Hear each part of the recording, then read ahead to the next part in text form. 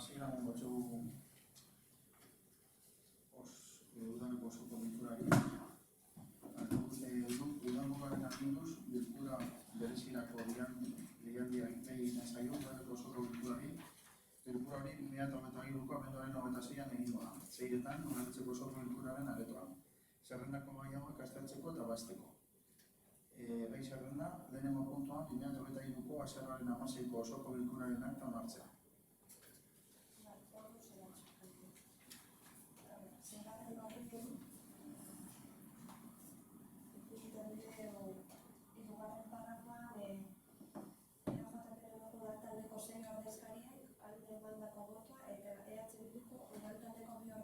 Abstentzioa eta izan ginen hiru. Hori eta erderaz bai, egiten den dos. Eta gero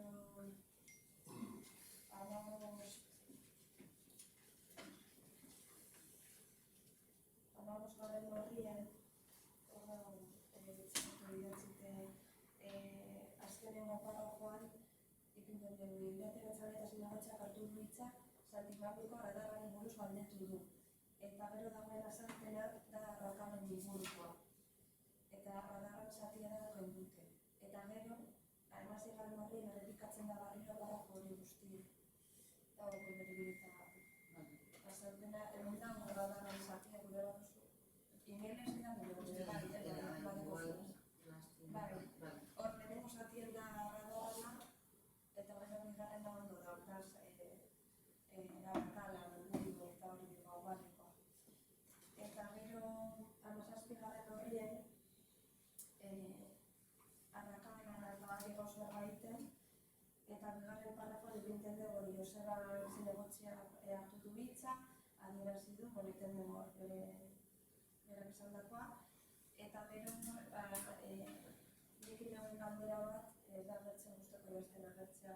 Galdetu lehenean oso gongo duzko ezen emaitzak, han egiten da bizen txostenan emaitzak, eta landerrek esan zegoen, eta bilkorkatu duzera, kile honen amaieran egongo duzko ezera, eta gero landerrek esan zegoen, deiki ezenean egongo duzko ezera.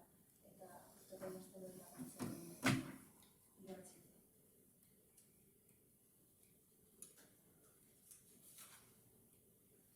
Horrek azaldaketakaz, aprobaletan dut. Onartzen.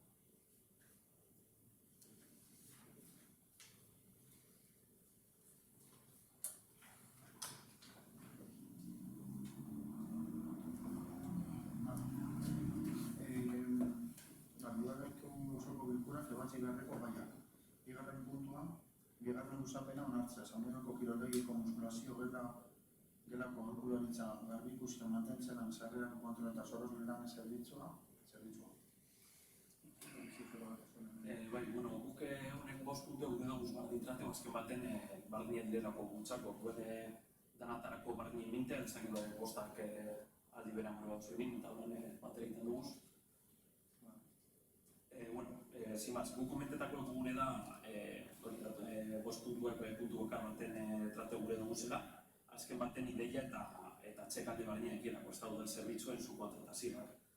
Edo bestera batera esan da, udanak eman bar deusen zerbitzu publikoak era pribatuan egon. Aurrera etzen dizuegu gure taldearen boska, abstentzioa izango dela, zerbitzuak emoten jarraitu bat direlako. Baina hausnarketa eta proposamen honekin gatoz. Zamudio ez da, eta langile asko eskertuko luketena. Ezein beste kontratatzen dituzuen enpresa noski. Askotan adierazi dugu moduen, zerbitzuen municipalizazioaren alde egiteko apostu irmoa egiten dugu. Jakin badakigu zerbitzu asko subkontratatzea ez da lan erreza. Eta modelo hau aldatzea urtez urteko lana dakar. Eten bari, are gehiago zuen sistema honekin funtzionatu dugunean historikoki. Baina trantzizio hau egitea ezinbestekoa da. Udanak berak, zerbitzu hauek bere kontrolpen izateko. Baita kalitatezko zerbitzuak emoteko herritarrei. Langileen lan baldintzak hobetzeko, eta epertain eta luzera udanak diru urresteko ere bai. Baina orain esan dugune, ez dugu esaten bakarrik. Tribunal de Cuentas bezalako organismoak askotan esaten dutena bezik. Azken baten, gogoratu barra dukagu udanak kontratatzen dituen enpresa pribatuak direla. Eta edozein enpresa pribatuk egiten duen moduan, euren helburua ahalik eta gehien irabazte da. Eta honen zerbitzuak horretzera, langileen lan baldintzetan eta udanak ordaindu beharreko gainkostuetan eragin zuzen daukate. Honegatik guztiagaitik, aipatutako trantsizio honen lehen pausu bezala, zerbitzu hauek municipalizatzeko ikasketa bat egitea eskatzen dizuegu. Datu guztiak izateko eta udalak egin beharreko pausuak zeintzuk izan behar diren jakiteko. Baita zeintzuk izan litezkeen zerbitzu hauek municipalizatzearen onura.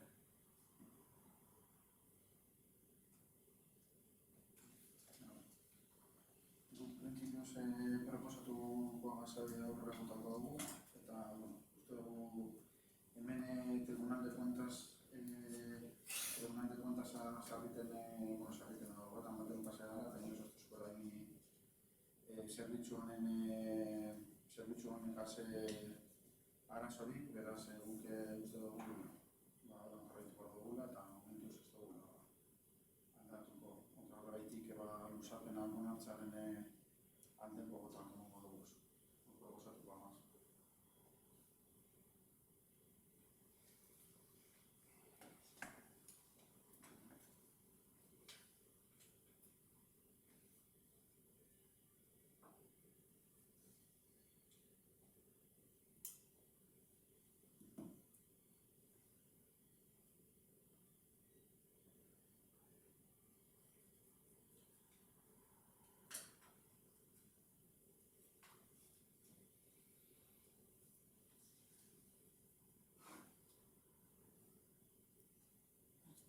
Guztietan ingo egiten gero bakotxa bere espedientea.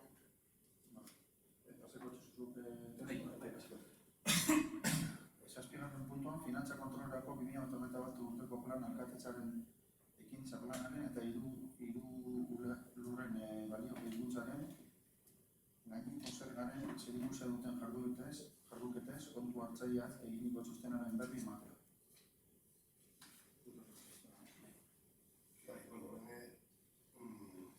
Batzordean esan dugu gure duguna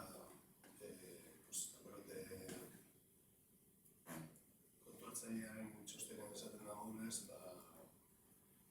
aburret zalantzak jarri suposatzen dut, honek neurri detartuta dauzela ja, zer eta batekoa da. Eta, horrengo martxan egongo direla. Baina, bai gure dugu, geratu diten, zalantzatan jartzen den hemen, kanpoko zerbitzu bat kontratatzea horango impostu baten, zerga baten dala carácter estructural y permanente, berak esaten dugu kanpoko zerbitzu bat kontratatzea ez da egokiena ez. De hecho, la aprobación se propone para subsanar los errores y deficiencias en relación a este impuesto, contratar un servicio externo y emplear un administrativo del área de organización.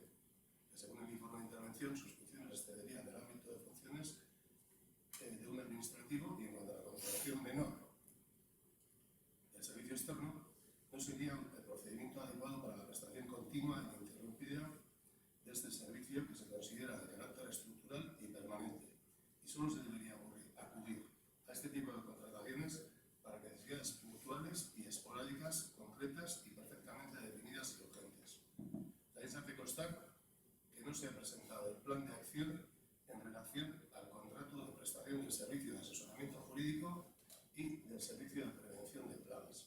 Por lo que nik ez dakit hori, hogeta bateko danez, gero aurkeztu dan hori, baina txostinean bai jartzen du. Horren ez dakit gero, horretan zeuzurik bada. Bakarrik da, zalantza hori.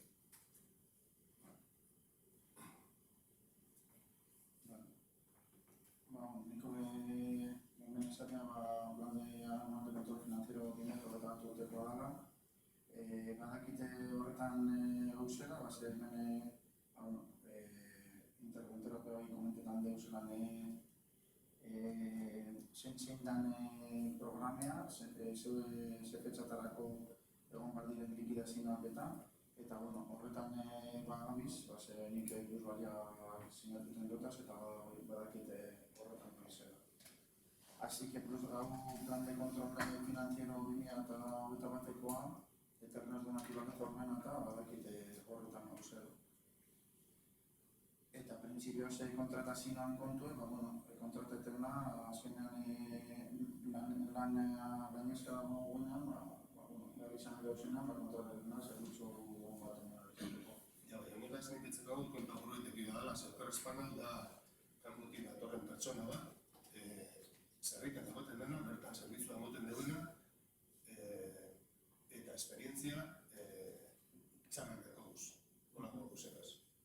Eta badakigu zer eragin utileken, eta gainera, interventorak badino, are gehiago ez. Komentitea, justo gai honetan, plus batean gai honetan, ez da tozela udaren zela bez, mote egiten horiela. Zagustak erratute zauzela zentzu horretan, bazetan oso da betzerako udaren horiela, principioa.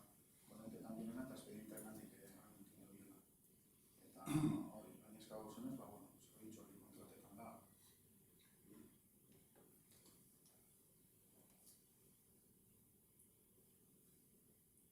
Bai, hau... Ez da, da cuenta da. Zalantza bat zalantza egin. Ez que erderestu nintzen dartzen da. Zortzigarren puntuan, finantza kontrolerako 2022 urteko planaren berri ematea.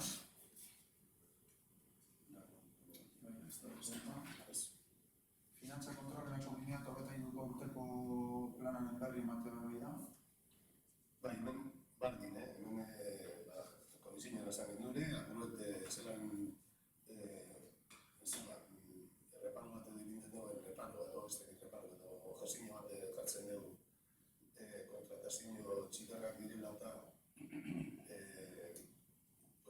arazoak sortu lehik ezela eta zelan arriskutsua dan arlo bat dela, ez?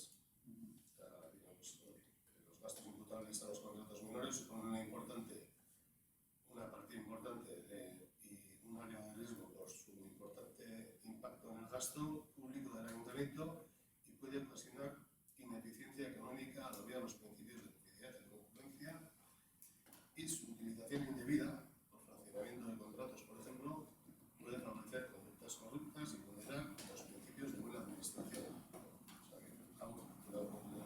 Nuke interventoriak zer proposatzen duen edo zelan egiten politiken dago.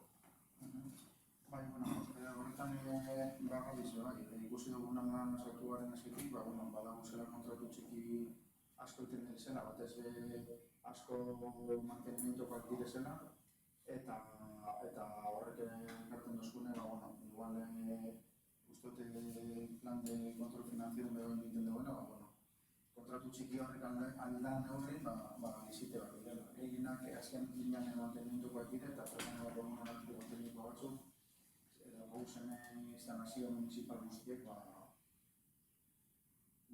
licitazio bat aterratzeko. Eta principalmente horregatik da. Claro, gauza da ingeniero teknikoa eta kasu honetan aparejadoreak lanez gainezka gauzela, eta hemen itxi behar den dio, pliego hauek bergaretako, eta gauzako eta analizetan zelan aldo egin, pliego batzuk eta licitazio batzuk agarrateko, zerbitzu privateko. Eta hori gauzako bete analizetan. Gehienak hortik datoz, eta aurrekontua berparetan egon garezenean ikus dugu hortik datozela.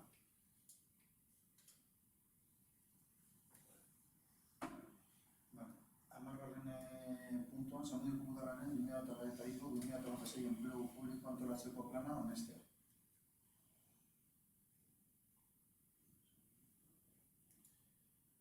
Hain guztera kontu dut, ez? Uste dut, igual, okez dagoela, zerrendak dute eguneko gai zerrendan, txostenetan esaten denaren arabera, lehenengo onartzen dena da, edo hori esaten dute teknikoek, lehenengo onartzen dena da la creación de puestos de trabajo y la plantilla orgánica derivados de la aprobación del plan de ordenación de empleo público, o sea, da fondo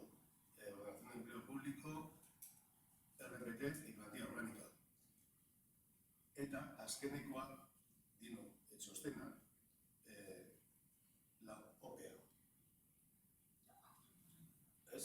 Orduen, ez dakit zentzuriteko OPEA onartzea, plantilla organikoa onartu baino lehenu.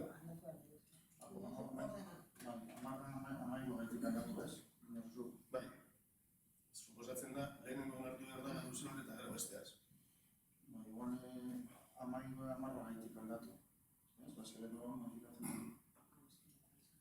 ¿Sabes? Ondo dago, lehenengo plan de ordenación del empleo público, 23-26, gero, relación de puesto de trabajo, ondo dago. Eta gero izan behar daiteke plantilla orgánica, Eta gero errepetia bai. eta gero OPEA, ez? OPEA da azkenekoa, consecuencia de todo lo demás. Amar eta nahi dauz aldatuta. Aldatu behar dira. Eta gero, hemen beste zalantza bat dikot, ez? Eta, bueno, guk datozen puntu guztieri dagoki honeke.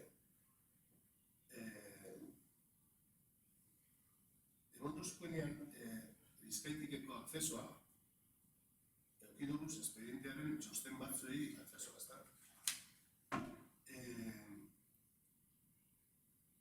Nik pentsetan dut, hau pasesan, pasaran asteko antolakuntza batzordetik. Batzorde horretako akta ez da onartu.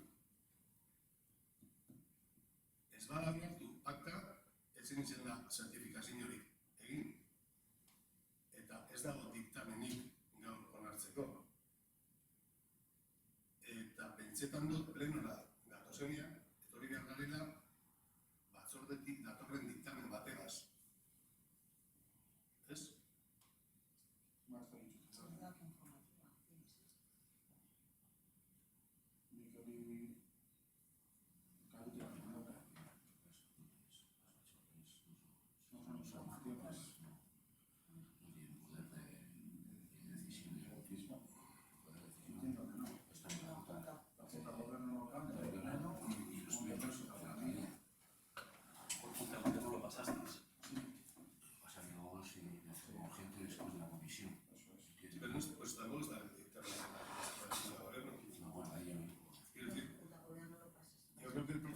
Siempre, de hecho, pues en los plenos, cuando se aprueba cualquier cosa, siempre se dice, se da lectura al dictamen de la comisión celebrada ya que entre comillas, y se copia tal, ¿no? Pero se copia ¿por qué? Porque está aprobada el acta de la comisión. Entonces, luego se dice, pues no sé, a tenor de lo no sé qué, pues toma la palabra no sé qué, y se procede a la votación tal, ¿no? Bueno, pues todo esto, por ejemplo, no consta en el expediente. Hay cosas que no van a la Junta de Gobierno, no directamente a pleno. Entonces no sé si es este el caso que ha venido a pleno directamente. Nosotros pasamos por comisión la semana pasada este tema. Sí. Y viene directamente a pleno. Luego, como es una competencia de pleno, viene directamente a pleno, no entendería. La comisión es informativa. Pero vamos, que tampoco tengo conocimientos jurídicos como para... Entiendo que si hay un problema de procedimiento, nosotros lo hemos traído al pleno estos 4 puntos de la aprobación del plan de ordenación, de la modificación de la RPT, la normativa orgánica y la OPE, y en el caso de que sí, porque siempre se hace referencia al acto de la comisión, ¿no? Entonces, yo, por ejemplo, pues ahí se dijeron cosas, y yo no he tenido oportunidad de ver cómo está recogida ese dictamen, qué es lo que se ha recogido de ese acta. Entonces, hoy vamos a hablar definitivamente algo que se ha tratado previamente y yo no tengo la visibilidad de aquello. Hace referencia a una comisión, perdón, hace referencia a la comisión, pues se dijo en la comisión, pero lo que tú vas a tener que aprobar es el acta de este pleno. Yo apruebo el dictamen de lo que viene de la comisión, por eso se pasó por comisión, por eso se pasa por la comisión informativa. Es una comisión informativa. Claro, pero hace un dictamen. No sé, yo haría el tema de... Lo que entiendo es yo entiendo que si por lo que sea estuviera mal, pues lo tendríamos que... ¿no? No, el problema puede ser otro. El problema puede ser de plazos. Es decir, si estuviera mal, No sé. esto se tiene que aprobar antes del 31 de diciembre. Claro. Es que si se ha hecho este pleno es por- Pero, los plazos. yo digo, no sé, si... Y si no se ha metido en Bueno, el Zazko guzaten hona izan behar da, nik baina, zalantzetan gauza horregatik. ez baita mai. Bueno, sin badain, sin badain. Es que artea ondinen bari deko. Claro. Horretik. Galdera hori da, ia hori barik, diktamen hori barik, inal badan hori. Aprobeu, justo puntu hau. Aprobo, bai, zubadak izu zer aproboko duzu. Ez da gauza bat da, arte aprobetan dauzunean aldozula esan, ez di komisioan, enaban hori esan, orduan ez da ondo imente hor. Edo ez, supentzeu, komisioak beste guzti bat aprobeta. Hemen bakarrik deko txostenak. Supentzeu komisioan, ez dakiz eztabaidaren ondoren, beste guzti bat erabaki dut. Kasu honetan, Quedera estres plazas de no sé qué que salían, pues que eran sí, pero entonces tendrían que venir aquí hasta Bai, bizkaituko espedientera gertzen da adibidez, bianduko dana boletinera. Hori da aprobeko dana. ez dakit. bueno, ala da, bueno, Eztabaidak eta horrek hor bai dago, osea, dictamen de la comisión, pues, vale, pues igual no estoy de acuerdo con el dictamen de la comisión. Bai, akordu de dana, osea, expedienteara gertzen da aprobeko dana, boletinera gertuko dana. Hori pido zuen... Ya, pues ez dakit zergaitik pasetan dire komisiotik orduan. Pues que den cuenta en la comisión de todo y ya está, ¿no? Porque si no vale para nada. bueno, Quiero decir, ez dakit zentzu askori dekon, ez? Zeu zergaitik paseko da komisiotik. Bueno, bakoitzateko bere kompetentzia.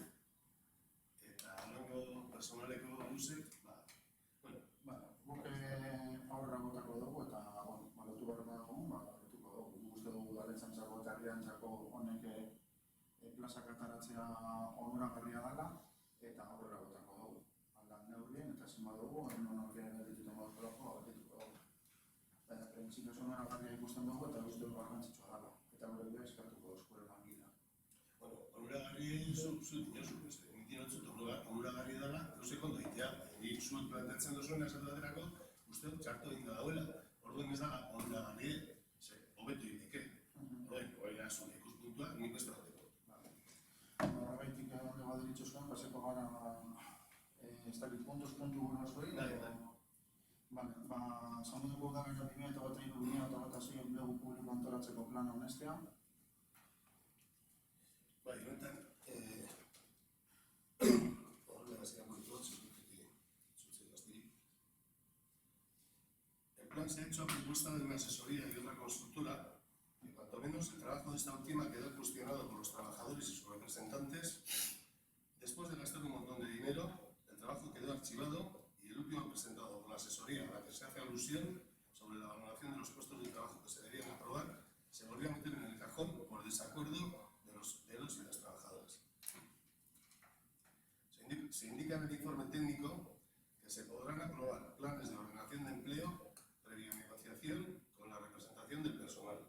Sin embargo, no se hace ninguna mención a si se ha tratado en una mesa de negociación y si es así, no se aporta el acta de la misma en el expediente. La aprobación del plan presentado propone la creación de 4 puestos de trabajo, de los cuales 2 ni siquiera se justifican.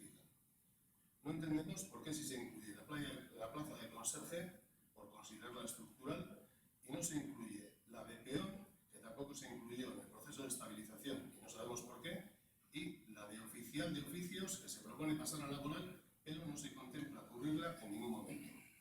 Muchos nos tememos que la razón no es otra que, como hemos denunciado en otras ocasiones, el desmantelamiento de la brigada de obras detrás esté el desmantelamiento de la brigada de obras para subcontratar los trabajos que corresponden.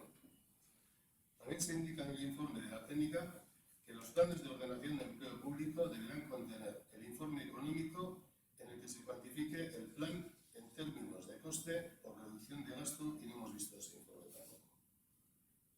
Por lo cual, gure botoa ezetza izango da. Ez dakit, derrigorrezkoa da, txosten guztietan, behin eta berriro esaten dugu, mahai negoziazioan tratatu behar direla, tratatu behar dela bai. Eta esaten da, zelan egindan mahai negoziazio hori, baina ez dakigu zer erabaki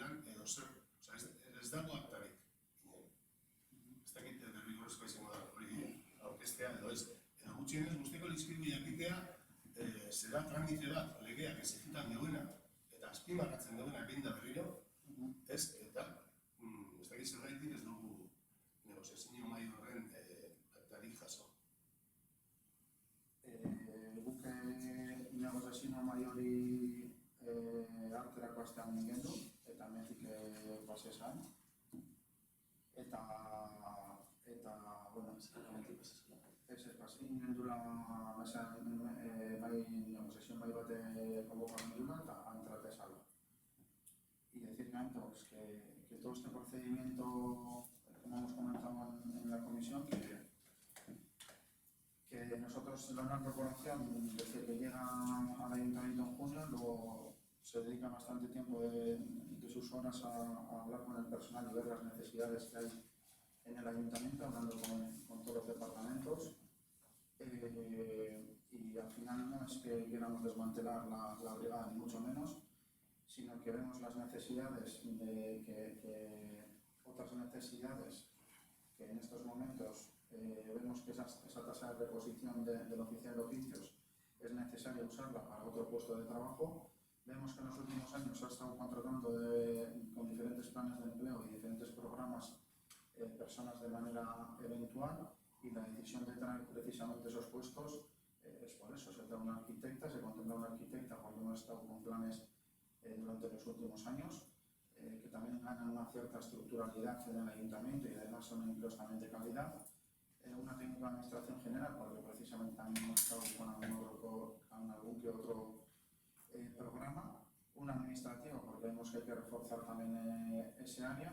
Y luego, como bien hemos defendido desde el principio, desde el programa electoral, que queremos un pueblo seguro, cuidado y sostenible, y vamos a por esa seguridad con un tercer de policía municipal. Entiendo que la ciudadanía además va a agradecer este servicio de policía que se va a dar por la tarde. Vemos otras necesidades ahora mismo y otras prioridades, entonces en base a las prioridades y necesidades que vayamos viendo en el momento, pues tendremos que tomar las decisiones. Al final nosotros estamos aquí para tomar decisiones. Y bueno, ahora mismo teníamos que darle prioridad o consideramos que había que darle prioridad a otras plazas y eso es lo que hemos hecho. Si el día de mañana, por lo que sea, hay que dar prioridad a otras, pues se hará. Pero se analizará cuál es la situación real del ayuntamiento y habiendo contemplado los últimos años, pues el camino al final nos conducía a esto. La decisión yo creo que es acertada, ya veremos. Bueno, al final son decisiones, pero vamos, entendemos que es la decisión correcta.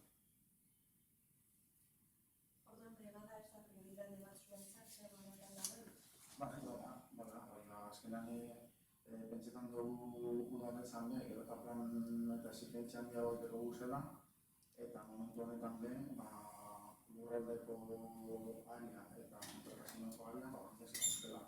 Azkenean egon gara plan diferenteak egiten, horri salida moteko, eta ikusten dugu, zerbitzu horrek udaletxan, azkenean garrantzitsua direla. Azkenean autobus bai egon gara egiten eta lizentzia obra menor, mayor eta autobus nahi askotan azkenean produktotan. Hori da, falta garriko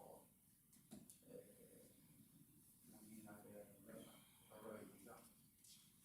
Nik esan dut, langilea falta direla, baino dela oso kudeaketa txarra egindako pertsonala arloan, ez? Eta bestela, ikusi baino ez dago, ez gero aprobatuko dugu RPT-a eta plantilla organikoa, eta datu bat, ez dakit nik Euskal Herrian egongo da beste udaletxe bat, hemengo integritate tasarekin. 30 langiletik 5 plaza baino ez dagoz beteta. 5. 30-tik 5. Hau da, integritate tasa Europak agindu du 8%ra jaitsi behar dela. Eta, bugu gauz, 60-tik gora. 70-tik gora. Hori kudeaketa txarra da. Zer beste, alboko herrietara baino begiratu baino ez dekogu, eta ez da hau gertatzen. Ez da integritate hau. Eta hori, prozesu guzti honetan sartu behar bagare, da horregatik. Brigada dinozu, bai, ez koin beste prioridade batzuteko guz, bai, ez lehen hau da beste agostu bat. Brigadan egon dira bederatzi pertsona lanean. Bederatzi. Eta hori da nahi direte, egon diruz bi. Eta zu dinozu beste arlo batzutan behar izenak gauzela. Eta aretan de bai, antza, ze kanpotik zu kontratatu behar izen da, brigadan lan egiteko. Hori, hande, behar izanak badauz. Bastan dena da, igual bakarrik ikusten dugule alde bat, eta ez bestea. Eta gero, dinozu, bueno, bai, atasketa dago bestea. Ikusi da ikusten, brigadaren zereginak zelan dauzen herrien. Ze udalak ez da bakarrik, hemen lau horma honen artean dauzen papel movimentu guzti hori. Begiratu beharko dugu herri beste arlo batzutan ere zelan dagoen. Eta hori kumplidu gure dugu, brigada potente bat egin beharko dugu. Eta gero, gauzek egokitu egiten direz. Egiten danean, mentzino bat, zelan proposamena izan da, de una asesoría y otra consultoría, gaztizartaz gainor, da gauzek manipulatzea. Zeraiti, asesoria horrek, oindala, hilabete edo bi, ez zegoen kontempletan gaur egun proposatzen dakun kontratazioa. Orduan, de repente, oinalatu dire ez. Osea, azkenean, hori erabiltzen da, asesoria hori eta konsultora hori erabiltzen da, esateko, egin duzkue, txosten bat, esaten guk nahi izan duguna. Hau da, zinako erru dugota konsultoriai. Da, zuek erabiltzen duzue, zera izan dagoen, eta konsultoria harrek egiten den txostena horren araberakoa. Orduan, gauzek, eta hori konprobatu lehi, eta konprobatzen da, Osea que...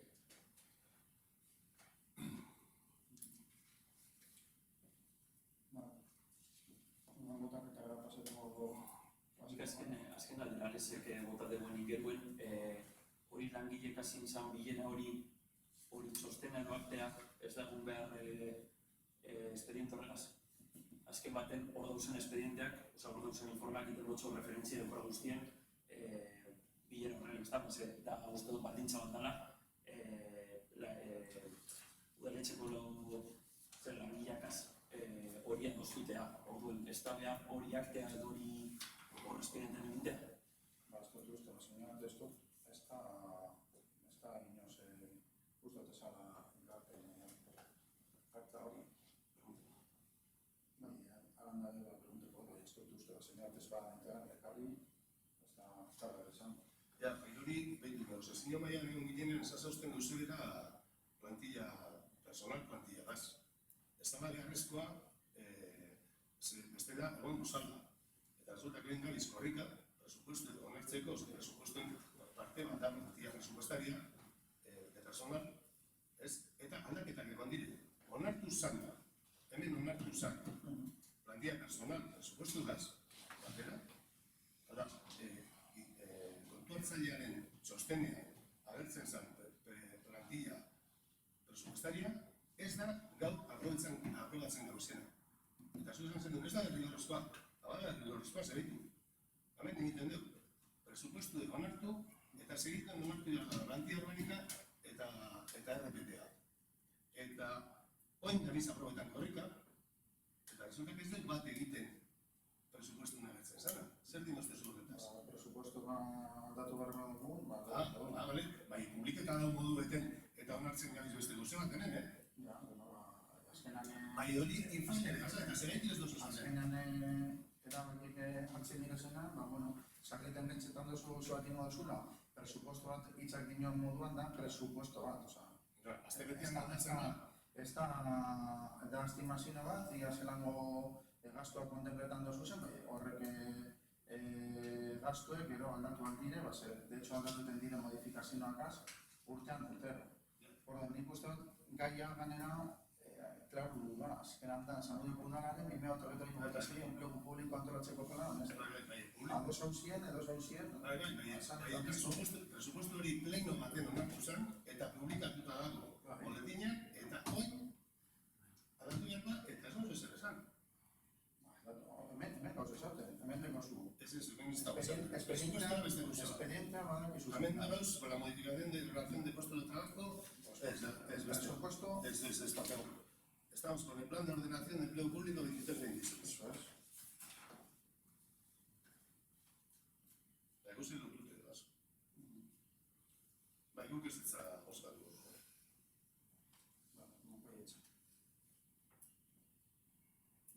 Hamaikagarren puntua, Zamudioko udalaren lanpostu zerrendaren aldaketa, 3. fasea. Bai, hemen lehen esan duten guztiei balio dugu. Bai, errepetia ganez, gauze zehatzago batzuk edo aitatuko ortez. En este punto hay alguna cosa que nos ha llamado la atención. En diferentes informes se hace alusión a los cambios que se producen, pero en ninguno se ha razonado o fundamentado los mismos. Actualización de importes del complemento específico. Algunas personas. Mientras a todos los puestos se les aplica una subida de un 4,5%, en algún caso esta se eleva por encima del 30%. Se corrigen titulación requerida en algún puesto, se cambia denominación de otro, la clase en otro, se actualiza la situación de los puestos y se recogen las de nueva creación, todo ello sin ninguna explicación ni informe que lo avale o explique. Se hace alusión a que se ha tratado el asunto en una mesa de negociación, tal y como determina la ley, pero no se aporta el acta de la misma.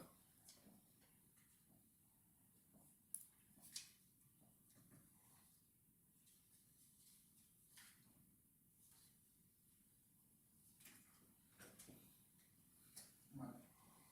Pues bueno, ya nos comentarás cuál es el 30%, en qué categorías ha cambiado, en cuáles no. Bueno, si tienes que cambiar de categorías, que se ha subido el 30%. No, todo lo que usted ha dicho está en el informe. Sí, bueno, pues no sé, si lo puedes especificar un poco más, porque la verdad que nosotros lo único que hemos hecho es los puestos que se han sacado o que se contemplan sacar es una técnica de administración general que sigue las mismas especificaciones que el puesto de técnico de administración general que hay, el arquitecto lo mismo que hay, el administrativo lo mismo que hay, el policía municipal lo mismo que hay. Esto va en las mismas condiciones, con la misma escala, con el mismo grupo, con el mismo complemento de destino. Entonces no sé qué haces ni mención cuando hablas de que esta tabla de la tercera fase de la modificación de la relación de puestos de trabajo tiene esa variación. La verdad que no sé a qué te refieres porque... Pues mira, hay un informe emitido por Adrián Torrentegui de fecha 18 del 12 del 23 en el que dice que se aprueba la modificación de la relación de los puestos de trabajo del Ayuntamiento de Zamudio en los siguientes términos: la creación de 4 nuevas plazas, define las plazas, el puesto número 5, 10, 17 y 22, modifica la plaza de funcionario de oficial de oficios pasando a ser una plaza de personal laboral, tal y como he comentado, actualizar los importes de los complementos específicos de acuerdo con las subidas salariales, tal y como he comentado, en todos los casos 4,5% excepto en uno. Hombre, porque eso lo hemos aprobado aquí en pleno. No, 30%, no. Esas han sido las subidas. No, pues mira, te la repeté. Ni una subida tan mirada y estudiada. Pues no, pues no has hecho los cálculos. Bueno, O sea, en todos los casos 4,5, puede haber un error, bien, pero el documento que nos habéis pasado está así, o está mal transcrito, no lo sé. Actualizar los importes de los complementos específicos de acuerdo con las subidas salariales. Entonces, acaecidas desde la última publicación de la relación de puestos de trabajo. Luego, respecto al puesto de arquitecto y de nueva creación, corregir la titulación requerida. Modificar la denominación del puesto de animador sociocultural al de técnico de ciudadanía, tal y como se había previsto, y tras la renuncia de sus titulares, amortizar la relación de puesto de trabajo de verdad. Actualizar en las observaciones la situación de puestos que han pasado a estar vacantes. Eso es lo mismo que he dicho yo. ¿Y qué les hay? ¿Y qué les he mandado? No, ¿qué no has visto tú de lo que he dicho yo? Que has dicho que no habías visto nada de eso. Me ha dicho que te especifique, te digo, en el informe de la técnica dice todo esto que he dicho yo. No está especificando ahora, porque me dices 4 datos y no me paras bien. La subida de la masa salarial, eso es una actualización, porque si vamos a aprobar la plantilla, por este pleno hemos pasado que el porcentaje de subidas que ha venido del funcionariado y demás, eso ha pasado por pleno y por eso se actualiza la masa salarial. El cambio de denominación, ya dijimos que no cambia de funciones, sino más que cambia de término. El de técnico de ciudadanía, que yo no es el ánimo de sociocultural, es técnico de ciudadanía, que no son los representantes técnicos. ¿Dónde se fundamenta? Es decir, ¿hay algún informe que diga eso? Porque, por ejemplo, yo entendería que sea técnico de cultura, pero no entiendo lo de técnico de ciudadanía. ¿Sabes por qué? Porque ahora mismo, tal y como está concebida la Comisión de Ciudadanía, el ámbito es mucho más amplio que el de cultura. Y entre otras cosas tiene temas de bienestar social y demás, y de temas de ayudas sociales y demás, que igual no tiene absolutamente nada que ver con un técnico de cultura. Entonces, por ejemplo, eso no he visto ningún informe que fundamente eso. A mí me parecería bien que se ponga técnico de cultura, ¿no? Es la función que ha hecho siempre, además, y que hace, efectivamente, ¿no? Pero no sé por qué, por el artículo 33 se propone y ya está. Las áreas sí, pero tú puedes ser, dentro de un área puedes ser técnico de... Puede haber dos técnicos. Tampoco el arquitecto es técnico en igualdad y, sin embargo, la visión de igualdad cuando se van a hacer obras, pues las tienen en cuenta. O sea, y no se le dice que es el arquitecto el técnico de igualdad. Sin embargo, se tiene esa visión. O sea, al final se ha decidido que el ayuntamiento está organizado por tres áreas principales, que son el área de organización, el área de territorio y el área de ciudadanía, y entendemos que el técnico del área tiene que ser un técnico de ciudadanía. Luego ya te digo, la valoración de la masa salarial es el que es, hablas de un 30%, que ese 30% no sé de dónde viene, Pues y el resto, y el restante de denominaciones y de escalas y de complemento de destino y demás no cambian porque son específicamente iguales que los que existen hoy en día en el Ayuntamiento de Zamudio. No tiene mayor... Pues del mismo cuadro que lo que te digo, que me has pasado, del cuadro que me has pasado tú. Sí. Efectivamente. Y luego decía que que se producen algunas, cuando menos, algunas cuestiones que bueno, tampoco cuadran demasiado. A ese debate en el le han puesto esa categoría barquinita que solata diferente a XPA es. Eta hori pues ez da ainarrez ulertzen azaltzen ez bada.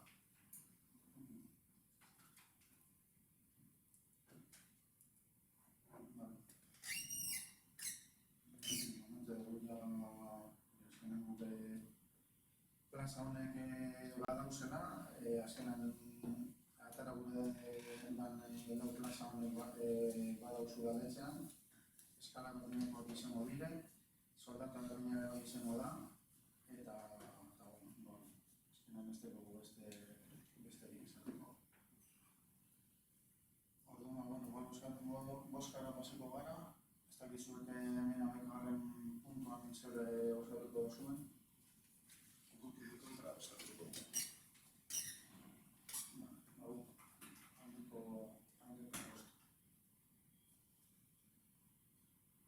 Ondo badiritzu zuen amairu garren puntua proboko dugu lehenago, 2008ko Zamudioko udaleko langileen plantilla organiko onartzea.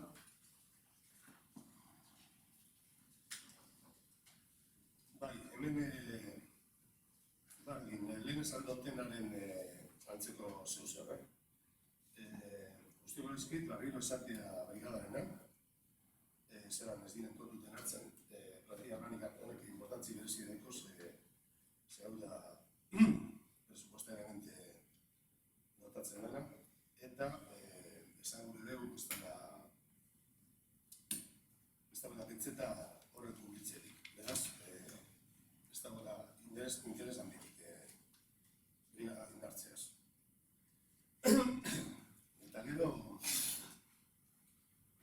lehen esan dagoa ez, hemen planteatzen diren zera, reposizioak eta plaza berri eta hori, hemen ez dugu azaltzen inondik inora Zenaitik dauzen, bueno, aldeak edo zendereko plazetan presupuestariamente ez. Hori dinosunan ez da? Baliabide horretako teknikariak, hogeita 676,0 lau, eta biek eki berdin. Arkitektoak legai, arkitektoak batek deko 22.676,04 y el otro 22.676,04. Eta poliziak eta administrariak berdin. Bai, Bai, seguro. bai. No, musika utiliza. Ez da irratia.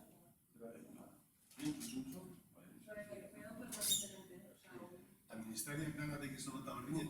Depende, auxiliar administratibo bada. Ez, administrariak esan dut. Amargarren postukoa, amargarren postukoa, emeretziniaz aspiran, con 52. Eta en RPT número 13 y número 14, que también son administrativos, 19.752. El 14, que es administrativo, 19.752. Seguido, seguido.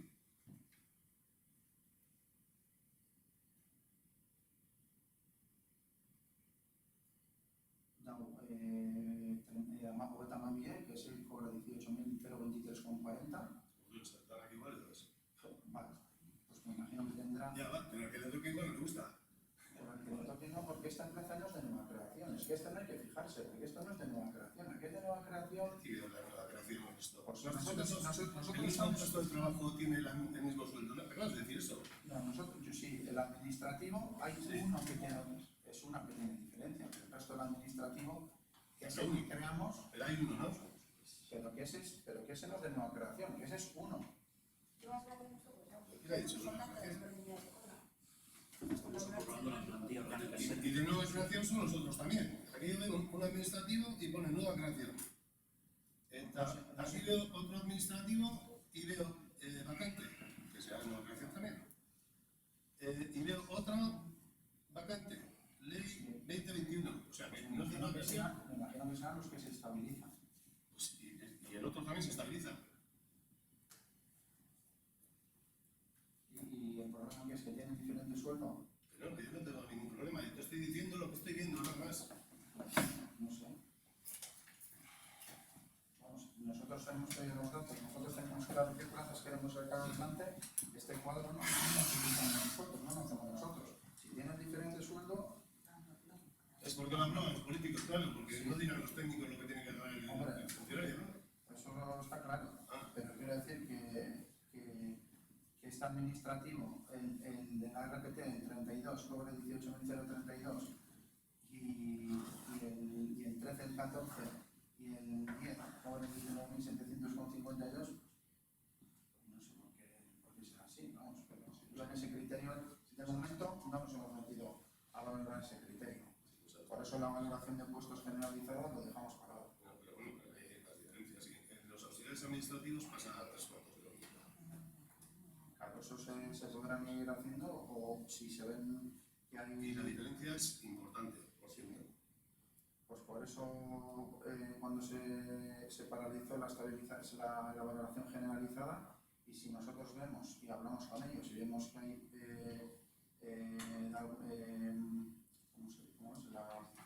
diferencias o desigualdad, pues intentaremos equiparar esa desigualdad. Por supuesto que lo vamos a hacer, pero de momento, como os hemos dicho varias veces, le damos prioridad a intentar sacar estas plazas y esas plazas que se sacan. Pero es que esta no es una oportunidad, porque en algún caso ya se ha argumentado. Que nosotros paralizamos la. Bueno, si se ha argumentado ya. Si hace la evaluación se ha argumentado en algún caso. No se puede hacer una subida generalizada porque la ley no lo permitía. Entonces, como la ley no permitía hacer una subida generalizada y no teníamos tampoco, veíamos que, como les explicamos a los trabajadores, vimos que cuando se presentó había desacuerdo, pues decidimos paralizar la valoración de puestos generalizada y darle prioridad a la RPT. Eso nos hemos juntado aquí con todos los trabajadores, que nos reunimos con todos ellos y les explicamos que ese plan de generalizado se iba a paralizar y que le íbamos a dar prioridad a aprobar estas OPEs. Y también en la mesa de negociación se explicó, te quiero decir que los propios trabajadores están al tanto de todo eso y en la mesa de negociación también se habló. Entonces vamos a ir paso a paso. De momento el primer paso es aprobar la OPE y luego si vemos que hay diferencia de sueldos, pues bueno, pues habrá que tomar medidas y habrá que estudiar el por qué están así y por qué no están así. Pero nosotros, los nuevos que sacamos van con la nueva base que van los ya existentes en el ayuntamiento. Bueno, pues poco a poco ya iremos estabilizando de alguna manera. Un poco más.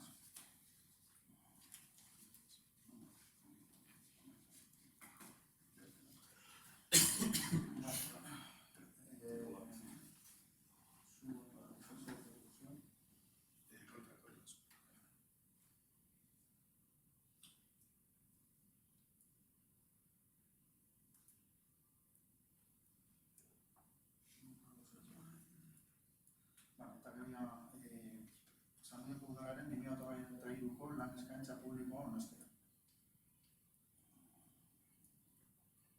Asunta bardin, lehenengo puntuen irakurri duten testu bera da, Esta oferta nace del plan que se ha hecho a propuesta de una asesoría y otra consultoría, que cuando menos el trabajo de esta última quedó cuestionado por los trabajadores y sus representantes después de gastar un montón de dinero. El trabajo quedó archivado y el último presentado por la asesoría que se hace alusión sobre la valoración de los puestos de trabajo que deberían aprobarse se volvió a meter en el cajón por desacuerdo de las y los trabajadores. También se habla de que todo el proceso previo se debe hacer vía negociación con la presentación de personas, sin embargo no se aporta el acta de la misma en el expediente. La aprobación del plan presentado propone la creación de 4 puestos de trabajo, de los cuales 2 ni siquiera se justifican. No entendemos por qué si se incluye la plaza de conserje, por considerarla estructural, y no se incluye la de peor, que tampoco se incluye en el proceso de estabilización, y la de oficial de oficios, que se propone pasar a laboral, pero no se contempla cubrirla en ningún momento. Muchos tenemos que la razón no es otra que podemos denunciar en otras ocasiones. Detrás está el desmantelamiento de la brigada de obras para subcontratar los trabajos que a esta no responden.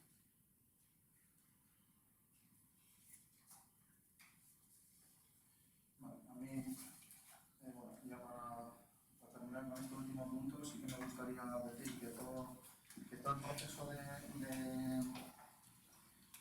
todo ese proceso del que dices tú de que los trabajadores no han tenido conocimiento, creemos, y además,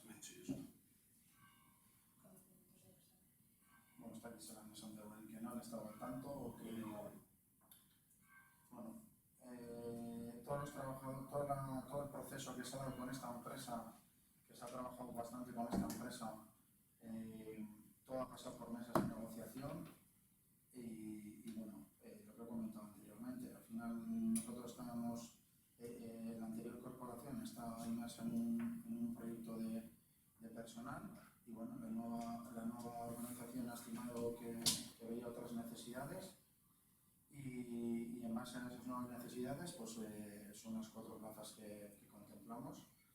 Por otro lado, como he dicho anteriormente también, que desde el principio nos hemos puesto en contacto con ellos y vemos que las necesidades en este momento son otras y por eso decidimos sacar estas plazas y porque damos prioridad a sacar esas cuatro plazas. Y en principio, bueno, entendemos que con esto el ayuntamiento va a salir favorecido y yo creo que la ciudadanía en realidad también. Y bueno, pues si vemos que el día de mañana, cuando tenemos otra tasa de reposición por jubilación y demás, pues analizaremos cuál es la situación real del municipio e intentaremos buscar soluciones a los problemas que se nos dan enfrente. Entendíamos que este era el momento para dar un paso y bueno, creemos que hemos acertado.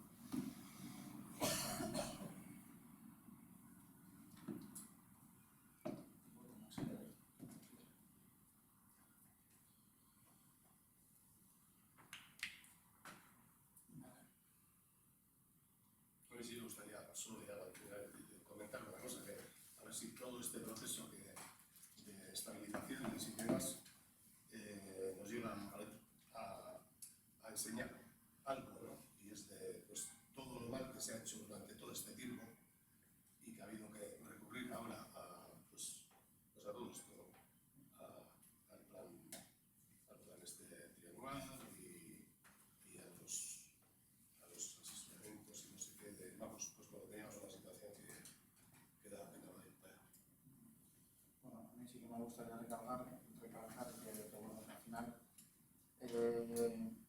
todo el tema de interinidad que dabas tú un dato antes, pues afortunadamente eso se va a solucionar. Además se van a estabilizar, ya sabéis que estamos en un proceso de estabilización del personal donde se van a estabilizar muchos de la plantilla. Posteriormente prepararemos las plazas de concurso oposición, que también con eso se van a estabilizar bastante personal, y luego sacaremos las OPEs de estas 4 de nueva creación. Y entiendo que el ayuntamiento de aquí a 3 años, pues su plaza de ocupación va a ser muy alta. No te voy a decir el porcentaje, pero afortunadamente va a ser muy alta. Y bueno, al final yo creo que no es cuestión de una gestión municipal del ayuntamiento de Zamudio. Cuando hay diferentes leyes supramunicipales que intentan regular esta interinidad, entendemos que cuando hay leyes supramunicipales no es porque el ayuntamiento de Zamudio tiene interinos y que por ese motivo se sacan leyes supramunicipales, sino porque al final la contratación en la administración pública, afortunadamente, la evolución, bueno, nos vamos evolucionando, se crean unas necesidades y bueno, pues ahora mismo estamos en ese punto en el que la interinidad se quería reducir y por eso estamos en un proceso de estabilización de los puestos de trabajo. Y bueno, lo que os comento, al final entendemos que de aquí a pocos años pues estaremos en una tasa de ocupación bastante alta de todas las plazas que tenemos, pero ya os digo que al final es adecuarnos que por ejemplo ahora mismo hasta el día 31 de diciembre de este año 2023 la tasa de reposición ordinaria en trabajadores marca un 120% y con los nuevo gobierno y los nuevos acuerdos que se han hecho, pues a lo mejor el año que viene es de un 140, un 150 o no, o se queda en un 120. Te quiere decir que al final las administraciones públicas van evolucionando y a nosotros no nos queda otra que adecuarnos a la realidad que estamos viviendo. Y bueno, nosotros creemos que hemos tomado la mejor decisión, o por lo menos lo que nosotros consideramos que es lo mejor para el pueblo y para el ayuntamiento, y en base a eso hemos tomado estas decisiones. De todas formas, el requerimiento de Europa para estabilizar los empleos en las administraciones públicas, desde luego que no se ha hecho atendiendo a la situación del ayuntamiento de Zamudio, sino atendiendo a la mala situación que existía en la administración pública, cosa que en algunos sitios es muchísimo más grande que en otros. Y sí, pues supramunicipal sí, pero hasta ahora también se podían hacer funcionarios. En Zamudio, si no me equivoco, hace más de 25 años que no se ha creado una plaza, o 20 y tantos, que no se ha creado ninguna plaza de funcionario, mientras que en cualquier ayuntamiento en los últimos 20 años se han creado muchísimas plazas, no tantas como se quisiera, pero se han creado plazas. Entonces, aquí no se ha creado ninguna. Y entonces, bueno, pues la situación era especialmente grave en este ayuntamiento, pues porque la tasa de interinidad que se nos está pidiendo es de un 8, inferior a un 8, y estábamos en el 70, o sea, multiplica por 10 casi. Y es que ahora, con todo esto que estamos aprobando hoy, todavía en el informe se dice que excedemos la tasa que recomienda Europa. Es decir, ahora también vamos a estar por encima de lo que nos piden. Vamos a estar por el 9 y pico por ciento, casi el 10%. Cuando se haga todo esto que se propone. Con lo cual, ya empezamos perdiendo. No vamos a llegar a las medidas que se nos imponen. Bueno, eso yo creo que, como he dicho antes, primero hay que estabilizar a los que han ido al concurso, luego sacar los de concurso oposición y luego los de nueva creación, y entonces veremos qué tasa de interinidad tenemos. Y bueno, yo ahora no me arriesgo a decir cuál es la tasa de interinidad, si es un 9 Pues lo dice el informe. o va a ser un 10,5. Bueno, pero es que la realidad de hoy en el Ayuntamiento de Zamora es una y en la línea en la que vamos a ir trabajando entendemos que va a ser otra. Entonces, por eso te digo que aunque un informe del año 2023 diga una cosa, si nosotros vamos a seguir trabajando en la línea que os estamos diciendo, entendemos que esa tasa de interinidad va a ser más reducida. O por lo menos lucharemos por ello y por los objetivos que nos marcamos, que uno de ellos es precisamente. Y poco más que decir, yo creo que está todo bastante claro.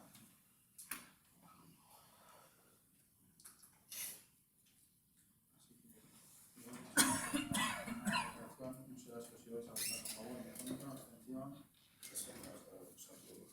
Me gusta